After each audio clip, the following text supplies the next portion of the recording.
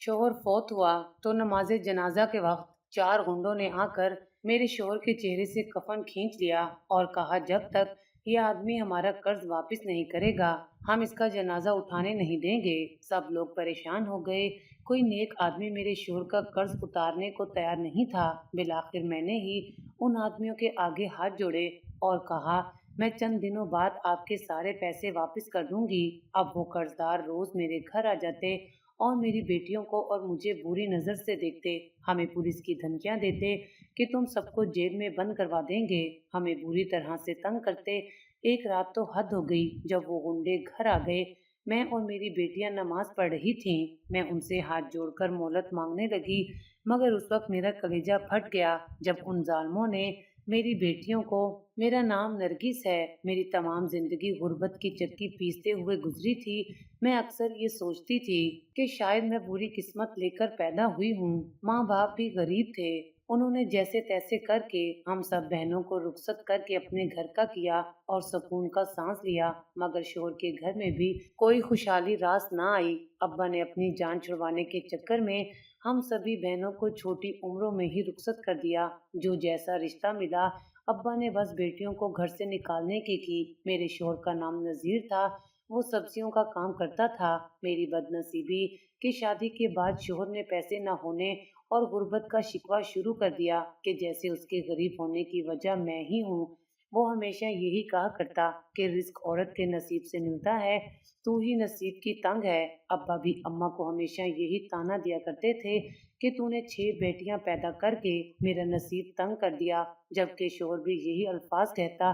मैं चुपचाप बर्दाश्त कर लेती। मैं और क्या करती। मैं अपने नसीब से ना लड़ सकती थी, ना ही खुदा से शिकवा कर सकती थी। मेरा कौन सा नेका इतना मजबूत था कि यहाँ से वापस भी जाने का सोचती।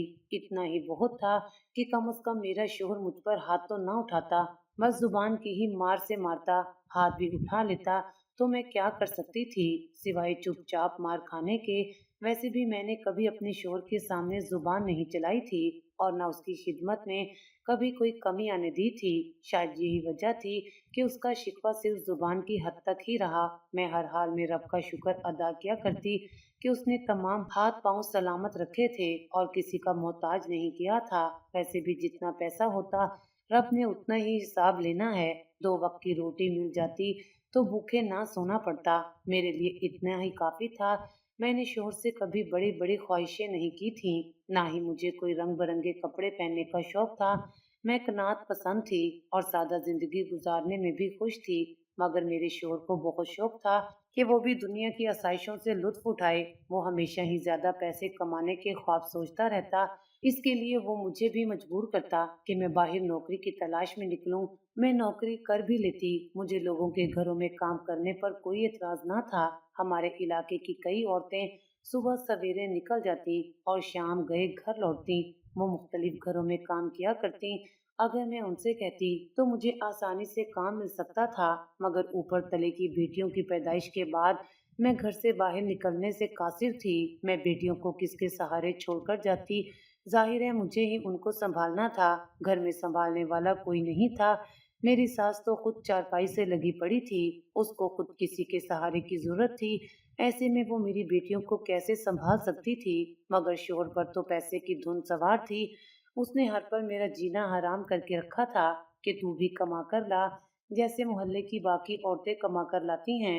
मगर मैं उसकी बात सुनी अनसुनी कर देती, क्योंकि मेरा घर से निकलना मुहाल था। मैं घर के तमाम काम निपटाती और अपनी सास का भी ख्याल रखती। वो मुझे दुआएं देते ना थकती कि न जाने कौन सी नेकी का सिला था जो मेरी सूरत में उनको मिला था, क्योंकि उनकी बाकी 2 बहुएं तो उन्हें छोड़कर चलती बनी थीं। मेरे शोहर चूंकि भाइयों में सबसे छोटे थे, लिहाजा उनकी शादी भी सबसे आखिर में हुई और माँ की जिम्मेदारी उन पर आन पड़ी। मुझे अपनी सास की खबरगिरी करके और ख्याल रख के खुशी और दिली सुकून मिला करता था, क्योंकि मेरी अपनी माँ कुछ अरसे पहले ही दुनिया से रुखसत हुई थी। मुझे उसकी खिदमत करने का मौका ना मिल सका, क्योंकि मैं अपने घर की हो चुकी थी। लेकिन मैं अपनी सास की खिदमत करके अजर सवाब समेट सकती थी। यही सोचकर मैं उनका ख्याल रखा करती और वो भी मुझे दुआएं देते ना थकती। मगर मुझे लगता था کہ उनकी आज तक कोई भी दुआ कबूल नहीं हुई थी। उन्होंने हमेशा मुझे बेटा होने की दुआ दी, मगर रब ने मुझे बेटियां ही अता की। हम खुद 6 बहनें थीं, जबकि अल्लाह ताला ने मुझे भी 4 बेटियों से नवाज दिया। मेरा शौहर अपनी किस्मत को यूं ही नहीं रोता था। एक तो गुर्बत की चक्की में पिसते हुए अरसा गुजर गया, दूसरा मैंने बेटियों की लाइन लगाकर रख दी थी। ऐसे में वो मुझे क्यों ना कोसता। मैं भी अपने आप को कसूरवार समझती, चुपचाप उसके ताने बर्दाश्त करती रहती। मेरे शौहर का सब्जियों का काम था, जो ज्यादा ना चलता और उनको महीने का ज्यादा मुनाफा ना हो पाता। मेरे शौहर के किसी दोस्त ने घरेलू अशिया की खरीदो फरोख्त का काम शुरू किया, तो मेरे शौहर को भी पेशकश की कि वो इस काम में पैसा लगाए तो उसका बड़ा अच्छा मुनाफा होगा। मेरे शौहर ने अपना इरादा बनाया कि वो भी अपने दोस्त के कारोबार में पैसे डालकर कारोबार करेगा, ताकि वो अच्छा मुनाफा कमा सके और अपनी ख्वाहिशात पूरी कर सके। मैंने उसको मना भी किया कि किसी और के काम में पैसा लगाना खतरे की अलामत है। हो सकता है कि वो दोस्त तुम्हें धोखा दे जाए, मगर मेरे शौहर की आंखों पर तो दोस्ती की पट्टी बंधी हुई थी। दूसरा, उसको पैसे का भी लालच था कि किसी तरह उसके हाथ में पैसा आ जाए। लिहाजा उसने इधर उधर से उधार पकड़कर तमाम पैसा कारोबार में लगा दिया। पहले 2 महीने तो अच्छा खासा मुनाफा हुआ। मेरा शौहर खुश हुआ तो मैं भी खुश हो गई। मेरे तमाम खदशात दूर हो गए। मैं खामखाही वहम पाल रही थी। मेरे शौहर का कहना था कि कारोबार करने के लिए खतरा तो मोल लेना ही पड़ता है। अगर इतना खतरा मोल ना लिया जाए तो कोई भी कारोबार में पैसे ना लगाए, और कारोबार जमते जमते देर तो लगती है। मुनाफा और नुकसान तो किस्मत की बात है। मैंने भी अपनी तमाम फैमिली को कॉल कर दी और अपने शौहर की खुशी में शरीक हो गई, मगर मुनाफा सिर्फ 2 महीने ही मिला। उसके बाद मेरे शौहर के दोस्त ने कोई मुनाफा ना दिया। उसका कहना था कि कारोबार मंदा जा रहा है, इसलिए मुनाफा ना होने के बराबर है, और आहिस्ता आहिस्ता कारोबार बनने की बजाय मजीद खराब होता गया और मेरे शौहर का लगाया गया तमाम पैसा कारोबार में डूब गया। मेरे शौहर के दोस्त ने उसे साफ साफ जवाब दे दिया कि उसका कोई भी पैसा नहीं बचा, बल्कि वो तो मेरे शौहर से मजीद पैसों का तकाजा करने लगा ताकि दोबारा से कारोबार खड़ा कर सके। मेरे शौहर का गुस्सा फिर मुझ पर ही आकर टूटा था। उसका कहना था कि तेरी बुरी किस्मत और खराब नसीब की वजह से मेरा चलता कारोबार ही रुक गया और तमाम बेड़ा डूब गया। मैं हैरान और परेशान उसकी शक्ल देख रही थी। मुझे भी उसके पैसे डूब जाने का उतना ही अफसोस है जितना उसको खुद था, लेकिन फिर भी इल्जाम मुझ पर ही लगा था। मैं अपने शौहर को कैसे समझाती, हालांकि मैंने उसको मना भी किया था कि यूं किसी और पर एतबार ना करे, भले छोटा ही सही, पर अपना जाती कारोबार शुरू करे। मगर उससे बहस फजूल थी। वो समझने समझाने की हद से आगे था। मेरी सास ने मुझे तसल्ली दी और दिलासा दिया तो मुझे कुछ हौसला हुआ, मगर मेरे शौहर को तो उसकी रकम डूबने का सदमा लग गया। उसने जो सुहाने ख्वाब देख रखे थे वो धरे के धरे रह गए, और रकम उधार लेने वाले लोग अपनी रकम का मुतालबा करने लगे। वो भी मार्केट के ही बंदे थे। उनको भी इतना तो अंदाजा हो ही गया था कि नजीर का लगाया हुआ तमाम पैसा डूब चुका है। लिहाजा अब उनकी रकम वापसी के मुतालबे दिन ब दिन बढ़ते ही जा रहे थे। मेरे शौहर का सब्जियों का काम भी खत्म था, जबकि नया कारोबार भी ना चल सका। हम बड़ी ही मुश्किल में फंस गए थे। हालात इस कदर खराब हो गए, ना मैंने सोचा था और ना ही मेरे शौहर ने। आज घर में पकाने को कुछ मौजूद ना था। मैं हमसाई औरत से चंद आलू मांग लाई और वही काट कर हंडिया पकाने को बैठी ही थी कि दरवाजे से अपने शौहर को घर में दाखिल होते देखकर चौंक गई। उसका चेहरा पीला पटक हो रहा था। वो कई दिनों से अपने कारोबार के नुकसान की परेशानी में मुब्तला था, मगर आज से पहले मैंने उसके चेहरे पर इस कदर परेशानी नहीं देखी थी। मैं फौरन ही अपना काम छोड़कर उसकी तरफ दौड़ी और जल्दी से उसे पानी का गिलास पेश किया। वो गिलास पकड़ता हुआ चारपाई पर बैठ गया और उसने एक ही सांस में गिलास खाली कर दिया। सब खैरियत तो है? मैंने डरते डरते पूछा, तो उसने नफी में सर हिला दिया। हाँ, बस तबीयत कुछ अजीब सी हो रही है। अभी उसने इतना ही कहा था कि वो एकदम अपना सीना पकड़कर दर्द से तड़पने लगा। मैं परेशान होकर बाहर की तरफ भागी ताकि किसी को मदद के लिए बुला लाऊं। मस्जिद के करीब रहने वाले शमसी साहब को मैंने उन्हें आवाजें देकर बुलाया, तो फौरन ही वो मेरी मदद को चले आए। उन्होंने मेरे शौहर का सीना दबा दबा कर उनकी तबीयत बहाल करने की कोशिश की, मगर कोई असर न हुआ।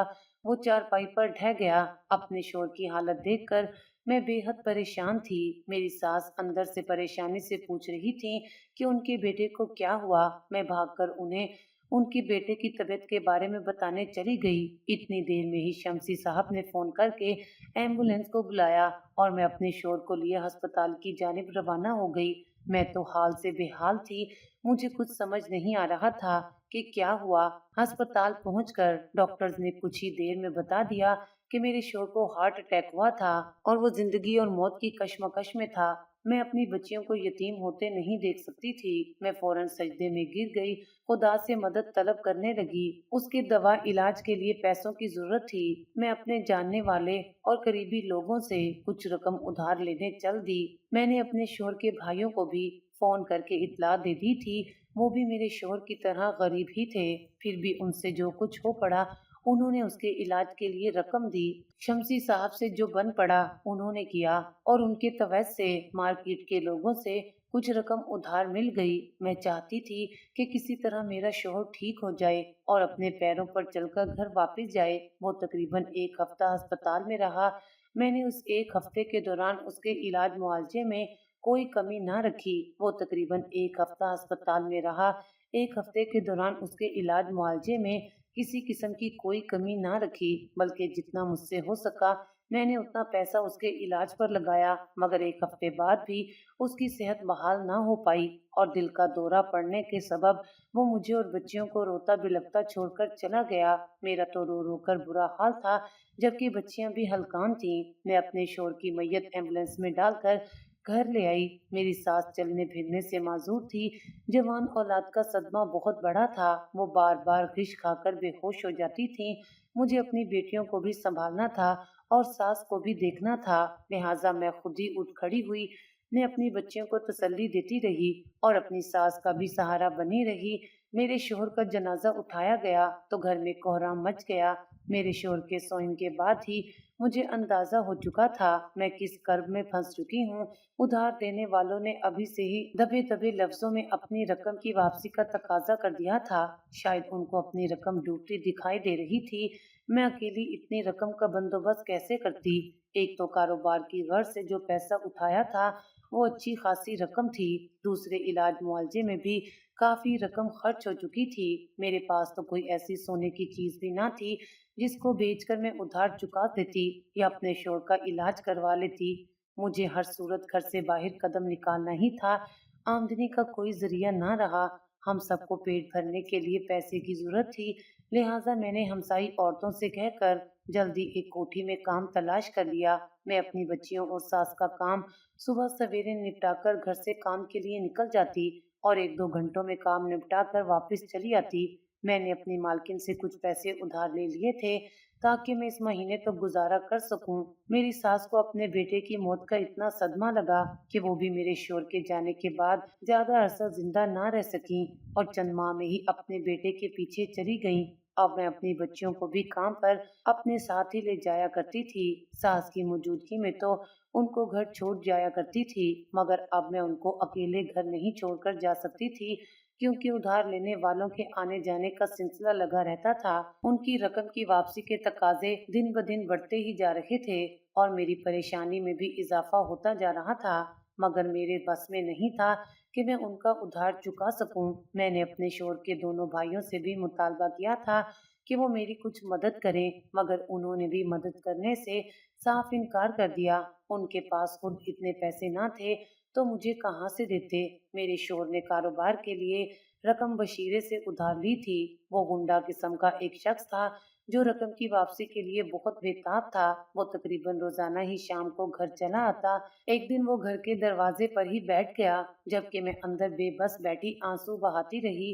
میں اور بچیاں گھر پر اکیلی رہا کرتی تھیں، کسی مرد کا سہارا نہ تھا۔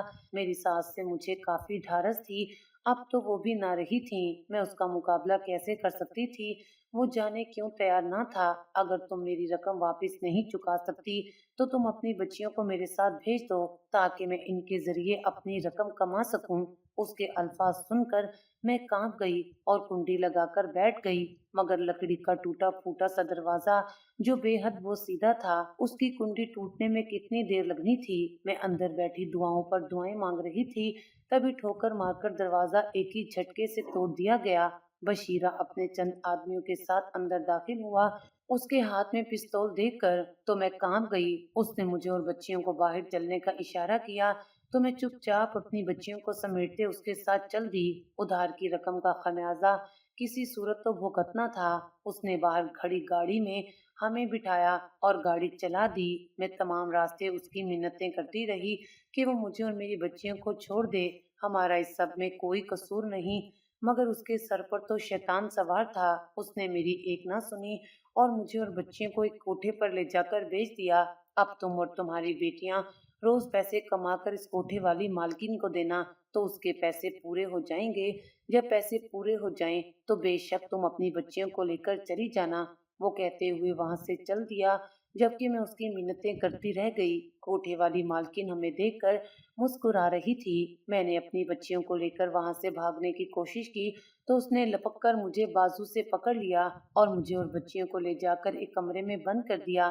میں نے کبھی سوچا نہ تھا کہ مجھ پر ایسا کڑا وقت بھی آئے گا۔ میں گھر سے نکل کر کہاں پہنچ گئی تھی مجھے اپنی اتنی فکر نہ تھی، مگر میری معصوم بچیاں، آخر ان کا کیا قصور تھا؟ اس سے تو بہتر تھا کہ بشیرہ ہمیں بے شک جان سے ہی مار دیتا، مگر وہ ہمیں جان سے مار کر کیا کرتا؟ اس کی رقم تو اس کو واپس نہیں ملنی تھی، بلکہ اسے جیل کی چکیاں پیسنی پڑتی۔ وہ کافی سیانہ تھا، اپنی رقم لیتا چلتا بنا تھا، جبکہ ہمیں جہنم میں جھونک گیا تھا۔ کوٹھے کی مالکن نے ہمیں مجبور کیا کہ ہم اس کے لیے کام کریں۔ جیسے ہی رات ہوئی اس نے زرق برق لباس بھیج دیا کہ میں اپنی بچیوں کو تیار کر دوں اور خود بھی تیار ہو کر بیٹھ جاؤں، گاہک آنے ہی والے ہیں۔ میں اس کام کے لیے ہرگز تیار نہ تھی۔ میں نے اسے صاف صاف بتا دیا کہ نہ تو میں یہ کام کروں گی اور نہ ہی میری بچیاں۔ اس کے علاوہ اگر کوئی بھی کام ہے تو مجھے بتائے، ہم سب مل کر کریں گے اور اس کے پیسوں کا نقصان پورا کر دیں گے۔ وہ زوردار کہکا لگا کر ہنسی تھی۔ عورتوں کو صرف ایک ہی کام کے پیسے ملتے ہیں، اس کے علاوہ کسی کام کا اتنا منافع نہیں ملتا کہ میری رقم واپس ہو سکے۔ میں نے تم لوگوں پر بہت پیسہ خرچ کر دیا ہے، لہٰذا چپ چاپ وہی کرو جو میں نے کہا ہے، ورنہ مجھ سے برا کوئی نہیں ہوگا۔ وہ دھمکی دے کر چلتی بنی، جبکہ میری بچیاں بے حد پریشان اور ہلکان تھیں۔ میں اپنی بچیوں کو اپنی باہوں کے حصار میں لے کر بیٹھ گئی۔ اب تو کوئی فرشتہ ہی میری مدد کرنے کو آ سکتا تھا۔ میں ابھی بھی غیبی امداد کی منتظر تھی، تبھی مجھے باہر شور و غل کی آواز سنائی دی اور کچھ لڑکیاں بھاگتی ہوئی اندر آئیں۔ یہاں سے بھاگ چلو، وہ اپنا سامان سمیٹتی ہوئی بولیں۔ باہر پولیس کی ریڈ پڑی ہے، ہم سب کو جیل کی ہوا کھانی پڑے گی۔ پولیس کا نام سن کر مجھے کچھ حوصلہ ہوا اور میں فوراً ہی اپنی بچیوں کو لے کر باہر کی جانب لپکی۔ پولیس کے ہمراہ شمسی صاحب کو دیکھ کر میری جان میں جان آئی۔ شمسی صاحب مجھے دیکھ کر چونک پڑے۔ یہ رہی وہ عورت جس کی تلاش میں آپ کو لے کر آیا ہوں۔ انہوں نے پولیس کو کہا، یہ مالکن کب سے جھوٹ بول رہی تھی کہ یہاں پر ایسی کوئی عورت نہیں لائی گئی۔ شمسی صاحب نے غصے سے بھری نظر مالکن پر ڈالی تو وہ گڑبڑا گئی اور پولیس کچھ ہی دیر میں سب کو گرفتار کر کے لے گئی۔ شمسی صاحب ہمیں گاڑی میں بٹھا کر گھر کی طرف روانہ ہو گئے۔ میں نے بشیرے کو زبردستی تمہیں لے جاتے ہوئے دیکھا تھا، لہٰذا میں فوراً پولیس کی مدد حاصل کرنے دوڑ پڑا تھا، کیونکہ میں جانتا تھا کہ میں اکیلا بشیرے اور اس کے ساتھیوں کا مقابلہ نہیں کر سکتا۔ مگر بشیرے کو اکیلا ہی مارکیٹ میں واپس آتا دیکھ کر میں حیران و پریشان ہوا، اور پھر پولیس نے اس سے پوچھ کی تو اس نے بتا دیا کہ اس نے تمہیں اور بچوں کو اس کوٹھے پر پہنچا دیا ہے، لہٰذا ہم تم لوگوں کی تلاش میں اس کوٹھے تک پہنچ گئے تھے۔ میں شمسی صاحب کی بے حد احسان مند تھی، انہوں نے ہر مشکل وقت میں میرا ساتھ دیا تھا۔ ایک میرے پاس تو ان کا شکریہ ادا کرنے کے لیے الفاظ تک نہ تھے۔ انہوں نے میرے گھر کے سامنے گاڑی روکی۔ اگر مناسب سمجھیے تو میں آپ سے نکاح کا خواہش مند ہوں۔ آپ سوچ سمجھ کر فیصلہ کرنا، کوئی زبردستی نہیں ہے، میں صرف آپ کا سہارا بننا چاہتا ہوں۔ گاڑی کا دروازہ کھولتے میرے ہاتھ کانپ گئے، میں بے جان قدموں سے نیچے اتری تھی۔ شمسی صاحب سے مجھے ایسی امید نہ تھی، وہ بھی اپنے ہی کسی غرض کے تحت میری مدد کر رہے تھے۔ مرد کی نیت کا کوئی بھروسہ نہ تھا۔ شمسی صاحب نے ہی دروازے کی مرمت کروائی और मैं अपनी बच्चियों के हमरा फिक्र परेशानी में मुब्तला कुंडी लगाकर घर बैठ गई। मुझे कुछ समझ में नहीं आ रहा था कि मैं क्या फैसला लूं। जिंदगी बेहद मुश्किल हो गई थी। मर्द के मुआशरे में तन्हा औरत का जिंदगी गुजारना किस कदर मुश्किल था, इसका अंदाजा मुझे अब हुआ था। शमसी साहब की बीवी के इंतकाल को 2 साल गुजर गए थे। उनके तीनों बच्चे शादीशुदा थे। वो नौकरी के सिलसिले में सऊदी अरब में रहा करते थे, जबकि कुछ सालों पहले हमेशा के लिए वापस लौट आए थे। न जाने उनके निकाह की पेशकश के पीछे क्या मफाद शामिल था। मैं इस मुश्किल वक्त से गुजर रही थी कि किसी पर भी एतबार नहीं कर सकती थी। एक तो मुझे शमसी साहब की नीयत पर शक हो रहा था, दूसरे मुझे इस बात का भी डर था कि आस पड़ोस के लोग और रिश्तेदार मेरे बारे में क्या सोचेंगे, मेरी बेटियों का मुस्तकबिल क्या होगा। मैंने शमसी साहब को भी नजरअंदाज करना शुरू कर दिया। वो खामखा ही मुझसे फरी हो रहे थे। उन्होंने पता नहीं मेरे किरदार के बारे में ऐसा क्या सोचा कि मैं उनसे निकाह करने को तैयार हो जाऊंगी, अपनी बच्चियों का मुस्तकबिल और उनकी जिंदगी भी दांव पर लगाऊंगी। मैंने कामकाज के लिए और घर पकड़ लिए। मैं अपनी बच्चियों को भी अपने साथ ही काम पर ले जाती हूँ। मेरी बच्चियां काम में मेरी मदद करवाती और हम माँ बेटियां शाम को घर वापस लौटती। मेरा गुजर बसर ऐसे ही होने लगा। कुछ अरसे बाद ही दीगर उधार की रकम लेने वाले भी घर पर आने लगे। मेरे पास इस कदर पैसे न थे कि मैं उनकी उधार की रकम चुका सकती। लोगों के घरों में काम काज करने से जो पैसे मिलते वो तो सब खाने पीने पर ही लग जाया करते थे, जबकि उसमें से बचत न होने के बराबर थी। ऐसे में मैं उधार वालों का कर्ज कैसे पूरा करती। एक दिन दरवाजे पर दस्तक की आवाज सुनकर मैंने आगे बढ़कर दरवाजा खोला। शमसी साहब को देखकर चौंक गई। वो मुझसे अंदर आने की इजाजत तलब कर रहे थे। मैंने उनको एक तरफ होकर रास्ता दिया और अंदर आने दिया। मैंने आपके सामने एक गुजारिश पेश की थी, आज मैं आपका जवाब लेने आया हूँ। शमसी साहब ने मेरे चेहरे पर एक नजर डालकर नजरें झुका ली। मेरे लिए मुमकिन नहीं, मैं आपके साथ निकाह नहीं कर सकती। मैंने उनको साफ इनकार किया तो वो हैरान रह गए। मगर ऐसा क्यों? मैं इसकी वजह जानना चाहता हूँ। मेरी बच्चियां जवान हो रही हैं, कुछ सालों में शादी के काबिल हो जाएंगी। ऐसे में मैं अपनी शादी करके बैठ जाऊं, मुझे ये गवारा नहीं। मैंने उनको सीधी वजह बताई तो वो इस बात में सर हिलाने लगे। आपकी बात ठीक है और आपकी सोच भी गलत नहीं, मगर ये भी तो सोचें, बच्चियों की रुखसती के बाद आपका सहारा कौन बनेगा। मैं न सिर्फ आपको सहारा दूंगा बल्कि आपकी बच्चियों को भी अपनाने को तैयार हूँ। वो इसरार करते हुए बोले, मगर लोग क्या सोचेंगे, ये मेरी कोई शादी करने की उम्र तो नहीं, और फिर खानदान वाले क्या कहेंगे।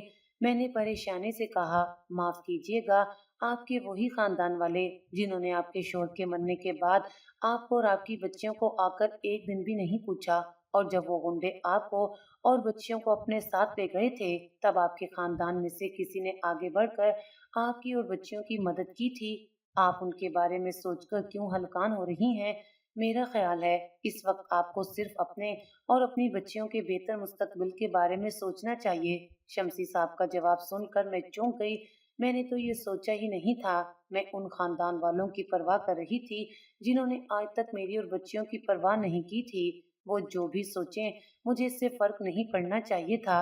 अगर शमसी साहब मेरे साथ साथ मेरी बच्चियों को भी अपनाने को तैयार थे तो मुझे उनसे निकाह की पेशकश कबूल कर लेनी चाहिए थी। मुझे उन पर एक बार एतबार करके देख लेना चाहिए। अगर खुदा न खास्ता कल को मुझे ही कुछ हो गया तो मेरे बच्चों का सहारा कौन बनेगा। मेरी बच्चियां तो जालिम दुनिया के रहमो करम पर रहकर बर्बाद हो जाएंगी। शमसी साहब की बातों ने मेरे लिए सोच के नए दरवाजे खोल दिए थे। मुझे उनकी बात कुछ समझ में आने लगी तो मैंने उनके साथ निकाह की हामी भर ली। मैं अपना टूटा फूटा घर चंद दामों में बेचकर शमसी साहब के हमरा उनके घर जा बसी। खानदान वालों ने बेहद बातें बनाई कि मैं चार चार जवान बच्चियां होते हुए भी खुद निकाह करके बैठ गई हूँ। मैंने अपनी बच्चियों को एतमाद में ले लिया था और उनको मेरे इस निकाह पर कोई एतराज न था। मेरे खदशात कुछ अरसे में दूर हो गए। शमसी साहब बहुत भले आदमी थे। उन्होंने न सिर्फ मेरा ख्याल रखा बल्कि मेरी बच्चियों के सर पर भी शफकत भरा हाथ रखा। इतना प्यार और वक्त तो उन्हें उनके सके बाप ने ना दिया था जितना शमसी साहब ने दिया। यहाँ पर मुझे और मेरी बच्चियों को किसी किस्म की कोई कमी ना थी। शमसी साहब की बेटियां और बेटा भी अपने बाप की खुशी में खुश थे। उनकी बहू को हमारे निकाह पर एतराज था, लिहाजा वो कुछ अरसे बाद ही अपने शोहर को लेकर बिरूने मुल्क जा बसी थी। शमसी साहब का कहना था कि उसने वैसे भी यहाँ से चले ही जाना था।